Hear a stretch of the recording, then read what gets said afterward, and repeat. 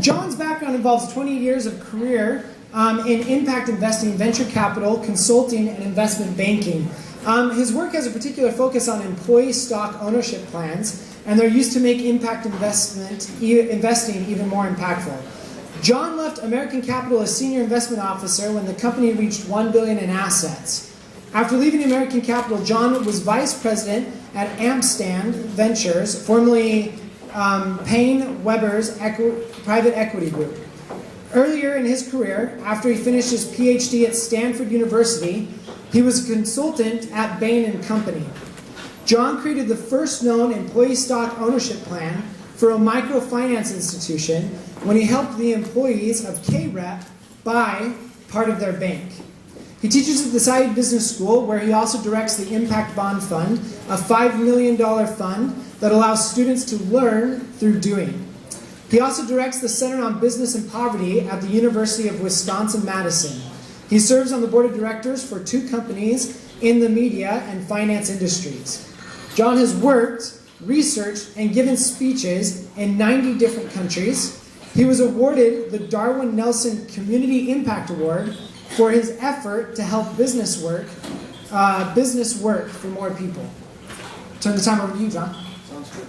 If I go without the microphone, can the people in the back hear me okay? Is that a real affirmative yes or just a kind of?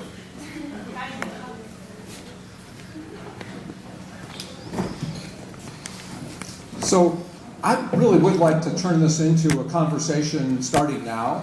So if you have questions, if you have something to say, I do want to make it through my slides, but I've already decided to not show the videos and to move fairly quickly through some parts. So I assume that you guys would rather talk some too. Is that fair to assume? I don't see anybody objecting to that. So just stop me, and you know the difference between the right length comment and when a comment's gone too long. So decide right now that you're not going to make those really long comments that other people resent. Okay? So I'm just going to add briefly to what Joe said to introduce me. For this type of session, it's probably just as important for you to know that I've had malaria, I've had worms a couple of times, I've had amoebic dysentery a bunch of times. So of it's actually 98 countries now, most of those have been in the developing world.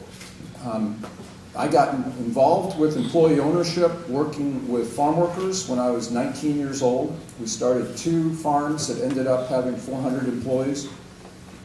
And when I was 20, I'm saying these things, by the way, just because I think some of you are closer to that age than you are to 59 where I am now. But when I was 20, 2 friends and I started the first initiative in the United States to take money out of banks that were doing business in South Africa during a time when apartheid was still in place there.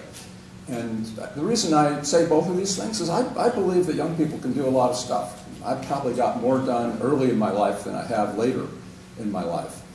That particular initiative in Davis, California that took the money out of banks was focused on the city of Davis. And it turned out that 19 other cities followed us, including Los Angeles and New York. There were clearly other things that happened around the world that had more impact on apartheid than on South Africa, but it was at least a small effort that grew. And again, I point to that as the type of thing that you can do to have significant impact. The reason I'm going to present on crowdfunding today is that, for the most part, entrepreneurship in developing countries doesn't scale. If you think of people who are selling peanuts on the side of the road, they've spread the peanuts out across a blanket, they're seated there, they might have a bunch of other people who are selling peanuts right around. If you came back a few years later, odds are that the person who was selling peanuts might still be there. Of course, they're going somewhere in between when it gets dark and when they come back the next day. But that type of entrepreneurship I don't find particularly helpful. Often you don't see those businesses scale. There are a couple of reasons why they don't scale. Probably the major one is that there's a lack of finance. You know a lot about microfinance. I worked in that field. I'm not as negative about microfinance as some people have become, but there's some issues when the interest rates get really high. In general, crowdfunding has been a lower interest means for people to borrow. As you'll see in the slides, there are a lot of different types of crowdfunding. It's not just loans, it's not just equity. So essentially what I'm going to make through my slides today is an argument for capitalism. I've worked with business my whole life. I've seen a lot more negative things, I think, than probably anybody else here, just given my age, about business. So if you want to raise your hand and say capitalism stinks, I've got way more examples than you do. I could go on forever. Right now I've got a dispute with Iberia Airlines that would match anything you guys could tell.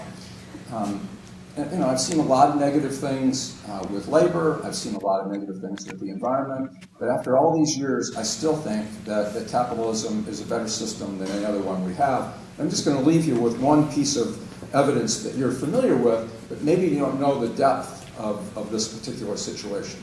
So if you just take one nation, China, and you look from the time in 1976, summer of, when Mao died, and you roll forward from that date, you've seen 600 million people come out of poverty in that country. 600 million people. If you look at all the UNDP statistics, most of the advantages that the world has seen in poverty alleviation came as a result of what happened in China. So, what is the depth of that 600 million people coming out? If you looked at wages, and now we're going to talk in real dollars, so inflation's taken out, wages for those 600 million people increased by a factor of 8 during those years. That's a significant increase, right? You've never seen in the history of time so many people come out of poverty so quickly. You can ask the question then, well, why did they come out of poverty? It wasn't because of communism. I think it's fairly clear. I mean, these development issues are pretty darn complex, aren't they, most of the time? On this particular issue, it's clear. It wasn't because of communism, it was because of capitalism in China that 600 million people came out of poverty. And no, there's some problems with the Chinese model environmentally. I'm not particularly authoritarian in my approach to things. So it's not that I'm an absolute China fan, but if you look at the biggest answer to poverty during my lifetime and yours, it's been capitalism in China. Now, the interesting issue, and we probably won't get into this very much today, is how replicable is Chinese capitalism in other parts of the world? And I would tell you it's not very. But the general principle of capitalism, development, poverty alleviation, those things go together. Have I lost half of you already? Anybody just so in pain that they feel like they ought to say something now or they're going to have real difficulty? All right, well, I'll try to come back to this theme. The slides are not oriented purely toward this, but I've found out over a lot of years, if I can teach something about 2 different topics at once, that's better than just teaching on one topic. We'll see how we can weave in the capitalism component to slides that really are more crowdfunding oriented. So how close do I have to stand to the slides to make this work? Do the down button. So crowdfunding can be defined in a lot of different ways. My personal belief is that crowdfunding has existed forever. And in fact, all we've done is to add the internet. Those of you who've been to church before where they pass a bucket, that's crowdfunding. It just didn't have the internet attached to it. Joe, I'm going to have you be the guy who I say next slide. I'm just going to do it that way. So definition of crowdfunding. Lots of money, many contributors, using the internet and social media. Those are called portals. Everybody here been to a crowdfunding portal? Anybody not been? So I've got lots of people who won't raise their hand no matter what question I ask. I'm going to assume that you know something about this. So essentially, if you jump down to the third bullet point, lots of times rewards are used to get people in, both to give donations, and when we talk about equity-oriented crowdfunding, that ends up being also rewarded when people come into the portal and put some money down. And when you see the slides about the growth rates, I think you'll be fairly astounded. There aren't many things that are growing faster than this. And so if we were looking for sort of an equation, it would be lots of small contributions coming from the small contributions times lots of people equals creative success. Next slide. Question there? Sorry, could you just give a couple of examples of crowdfunding sites? I will. If I tell you now, I ruin all my slides, so if you don't mind.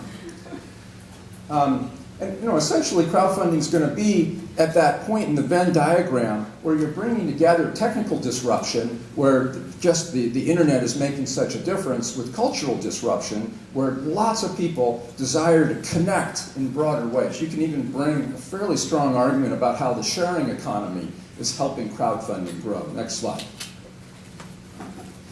And so how does this contrast to traditional financing? Well, the topics are incredibly varied. You can have everything from music to political campaigns, to companies, to individuals who are trying to replace credit card debt that are doing so through crowdfunding. The small amounts and the short term of the projects makes a difference. We'll talk a little bit about how long it takes to raise money through crowdfunding. When I was doing work through American Capital, it used to take 272 days from the time we met somebody to close a deal. Often in crowdfunding, you can do it in 45 days, although I would admit the amounts are smaller. This point, the third one, about how the investors, or people who put money in, are more involved, and sometimes. This is probably an exaggerated point, and I'll give you some examples of that as we get deeper into it. And then this costs a lot less than anybody would have thought when it originally started out. And I'll tell you the particulars as we go. Next slide. So this shows the growth rate. I don't know how well you guys can see if you're not all the way back to the TV. Can you see everything on here? No problem. All right, so you see 2015, 34 billion, growing just from 3 years ago, 2.7 billion in 2012. Any one of you who starts a business that grows like this is going to be pretty happy. Next slide. We can only talk about 4 types of crowdfunding today. We'll leave off the royalty part. Next slide. And if you look at the growth rates for each of the different, sorry, not growth rates, but the total amounts, you can see that lending is by far the biggest part of the crowdfunding movement right now. But that will probably change as equity crowdfunding has become legal in a lot of countries.